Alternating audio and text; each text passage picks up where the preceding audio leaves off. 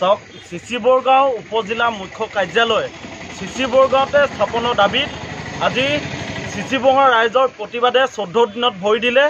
আজি চিচিবঙা আঞ্চলিক চুতীয়া ছাত্ৰ সন্থাই জিলা আয়ুক্ত আৰু অসমৰ মুখ্যমন্ত্ৰীলৈ স্মাৰকপত্ৰ প্ৰদান কৰিছে আৰু স্পষ্টভাৱে দাবী কৰিছে যে চিচিবৰগাঁৱতে উপজিলা মুখ্য কাৰ্যালয়টো হ'ব লাগে।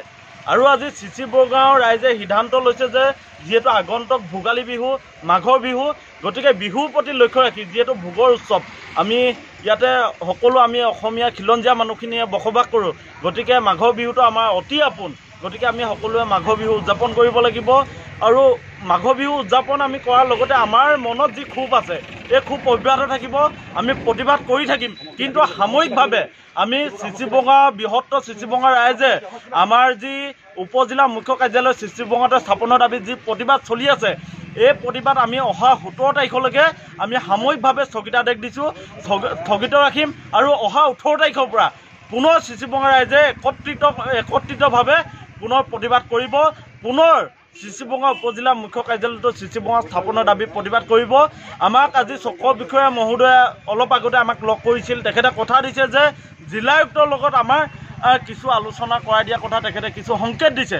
গতিকে আমি আশাবাদী যদিহে জিলা আয়ুক্তৰ লগত আমাৰ আলোচনা হয়, যদি সেই আলোচনা কিবা সুফল পাওঁ, তেতিয়াহ'লে আমি চিচিবঙা ৰাইজে এই আন্দোলন সম্পূৰ্ণৰূপে আমি স্থগিত কৰিম। যদি আমি কোনো সুফল নাপাওঁ পুনৰ এই আন্দোলন কৰিম। চিচিবঙাত উপজিলা মুখ্য কাৰ্যালয় লাগিব, এয়া আমাৰ প্ৰথম কথা, এয়া আমাৰ শেষ কথা।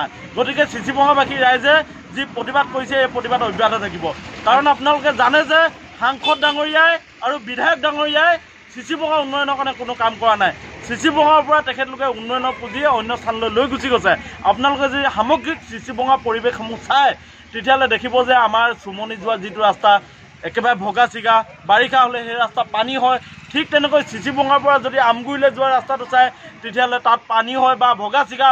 যদি গাই নদীৰ মথাউৰি আপোনালোকে চায়, গাই নদীৰ মথাউৰি ভাগি আমাৰ 30-35খন গাঁও বাৰিষা বানৰ কবলত থাকিবলগীয়া হয়। বা এনেকুৱা ধৰণৰ চিচিবঙাৰ যি সমস্যা, এই সমস্যাসমূহ এইটো কাৰণেই সৃষ্টি হৈছে কাৰণ চিচিবঙা ব্ৰিটিছৰ দিনৰ ঠাই। এই ঠাইডোখৰক আমাৰ সাংসদ প্ৰধান বৰুৱা আৰু বিধায়ক ভুৱন পেগুৱে অৱজ্ঞা কৰি আহিছে, চিচিবঙা ৰাইজক প্ৰতাৰণা কৰি আহিছে। আৰু চিচিবঙাক লৈ তেখেতলোকৰ দীৰ্ঘদিন এটা ষড়যন্ত্ৰ আছে।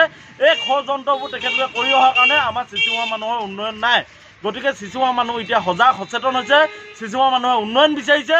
গতিকে চিচিবঙাৰ পৰা যদি কোনোবাই উন্নয়নত বাধা দিব খোজে তেতিয়াহ'লে চিচিবঙা ৰাইজ এতিয়া বহি নাথাকে, এই ঘোষণা আমি কৰিছোঁ। গতিকে সাংসদ প্ৰধান বৰুৱা ডাঙৰীয়া আৰু বিধায়ক ভুৱন পেগু ডাঙৰীয়া, সময় বোলা বস্তুটো বৰ ইণ্টাৰেষ্টিং। আপোনালোকৰ এদিন সময় আহিব, চিচিবঙা ৰাইজক কৰা প্ৰতাৰণাৰ প্ৰত্যুত্তৰ চিচিবঙাবাসীয়ে দিব।